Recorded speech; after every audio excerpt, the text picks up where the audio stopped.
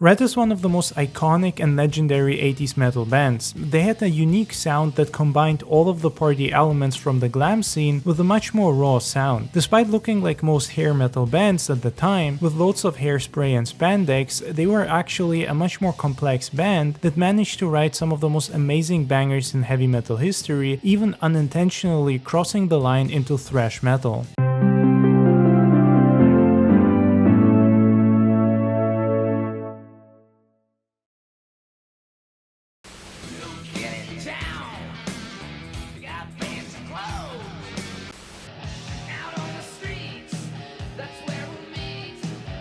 Heavy metal pick today comes from the Los Angeles band, Ratt.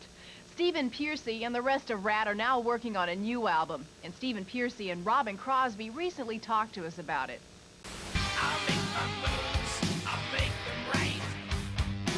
What I love so much about Ratt is that they managed to walk the lines between glam metal and heavy metal without ever falling into one or the other category, but at the same time they never felt like they didn't have their own voice or unique sound. In fact, I'd say when it comes to 80s metal, Ratt is one of the most iconic bands of the time because of their blend between a heavier and sexier sound.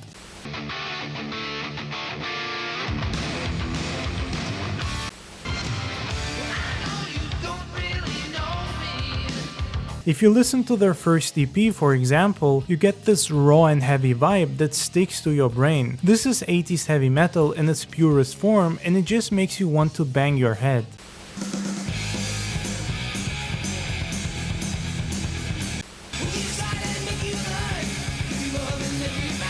Ratt often gets a bad rap from some people because they are mostly remembered as a hair metal band, and even worse, I often see them get compared to bands such as Poison, which is just straight up wrong in my opinion. As much as I like Poison, I do believe that they hurt the genre more than they did it any favors. It's also why hair metal is often remembered as the type of videos and music that Poison did, even though the genre was so much more than that. It's frustrating seeing all the hate from certain parts of the metal community, especially since most of those people probably never really took the time to dive deeper into it. Otherwise, they'd discover so many amazing and unique bands.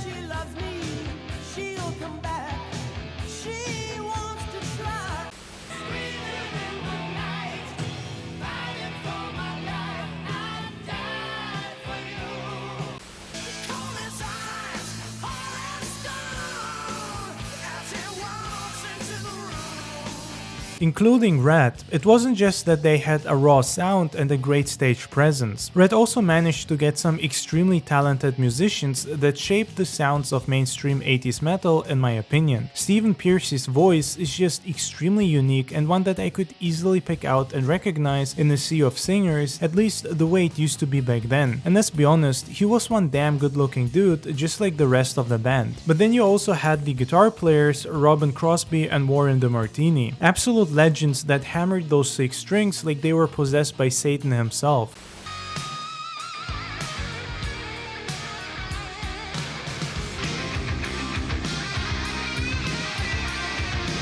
Even crazier is the fact that Warren was only 19 years old when he joined Ratt and already one of the best players of his time. I mean, his skill at that age was insane and you can clearly see how much dedication he had for the art form. Him then combined with the skills of Robin Crosby, who was already a master of the guitar, turned into a massive explosion of talent and skill. Personally, I'd say they are closer to something like very early Motley Crue, but much more authentic and real. Sure, they were also all about partying and women coming back for more.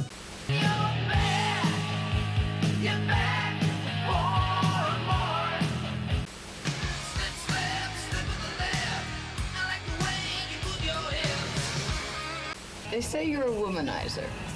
Ooh, probably, yeah. It's a dirty job, but somebody's got to do it. What can I say? But there was a more serious attitude around them, or at least that's how I always saw them. Technically and lyrically, their songs seem much more complex and above the average hair and glam metal sounds of the time, and even above a lot of the normal heavy metal bands. While Motley Crue was far more influential and commercially successful, especially in the long run, I'd say that when it comes to the hair metal sound of the 80s, Ratt contributed a lot more. It's almost like Motley provided the edginess and novelty of the genre, while Ratt added musical and technical complexity that Crue lacked.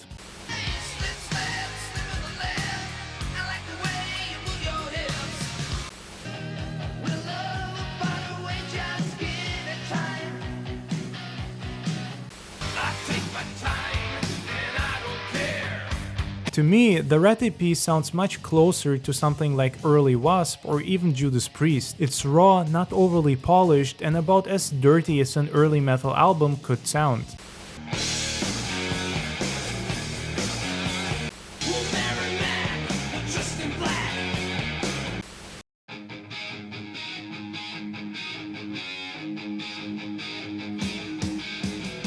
But listening to it, you can already hear the greatness of this band, and it's obvious why they blew up so hard. They don't sound generic or too clean and radio friendly, and even after they broke into the mainstream and became one of the biggest bands at the time, they still managed to retain this original tone despite all the competition. Sure, they did get more radio friendly and also leaned much more into the hair metal scene, but they never forgot or abandoned their roots. This is why I also consider them one of the greatest and most important Sunset Strip bands, and I'd even say that I can hear a bit of Guns N' Roses in early Ratt.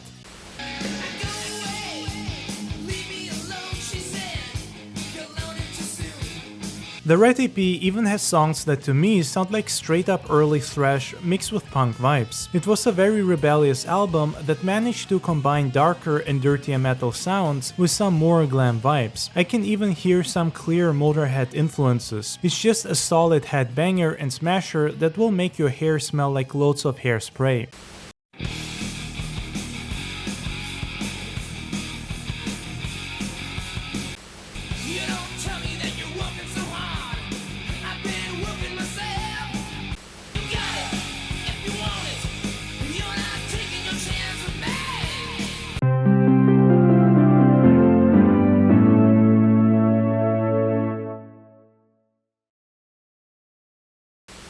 Now, what have you been doing since you arrived in London?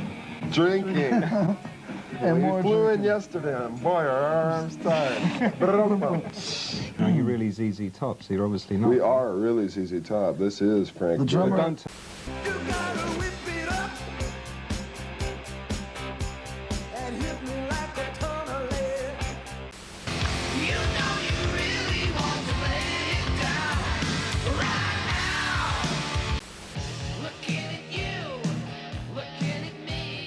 Once Ratt broke into the mainstream, they started releasing one kick-ass album after the other. Their sound did change somewhat in the sense that they embraced the glam metal scene that they helped to create and shape. Their songs became more TV and radio friendly, and this of course came with all the benefits that all 80s rock bands dreamed of. They got to tour the world, sleep with loads of groupies, indulge in drugs and rock and roll.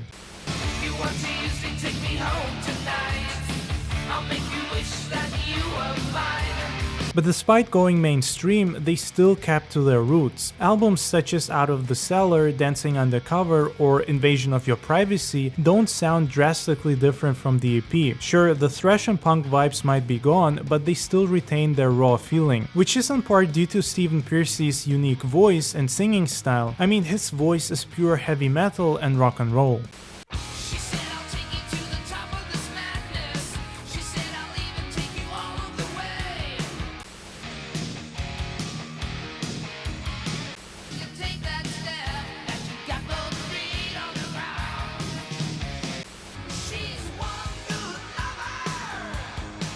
Ratt was a band that enjoyed the spotlight and all the benefits that came with it, but they never really cared about being too flashy or over the top. I mean, sure, watching the music videos, you can see that they definitely didn't shy away from being over the top, especially when Warren breaks through the ceiling and round to deliver a badass solo.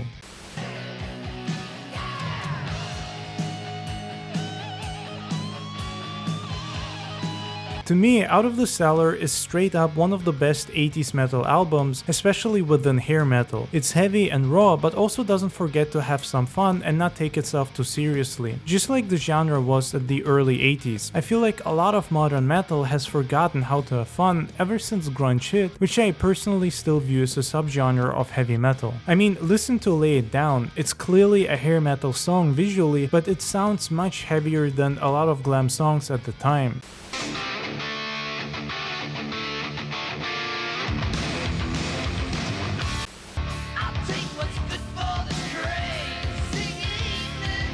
The same can be said for Round and Round or I'm Insane. In fact, I'm Insane is actually an extremely underrated Ratt song and deserves way more love and attention. It's heavy and raw, and Steven's voice has an incredible range and sound here. This is heavy metal at its finest.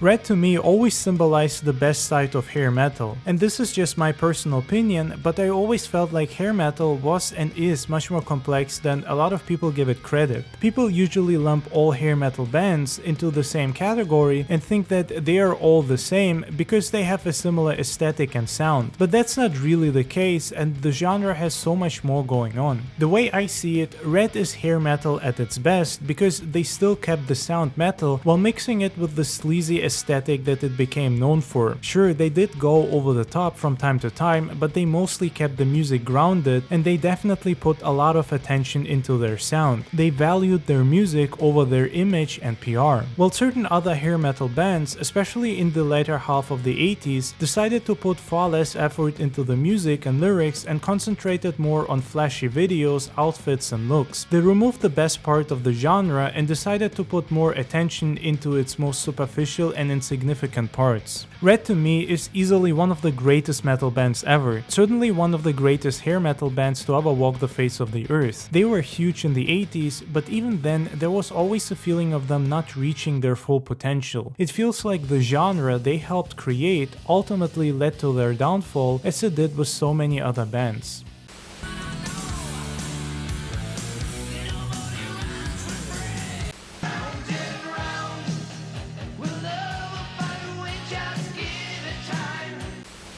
Hello, this is Robin Crosby from Ratt, and if your cable system... Hello, this is Robin Crosby from Ratt, and if your cable system doesn't carry U68, then call them up, tell them to fucking quit messing around. And if your cable system doesn't carry U68, then call them up and tell them that I need a drink.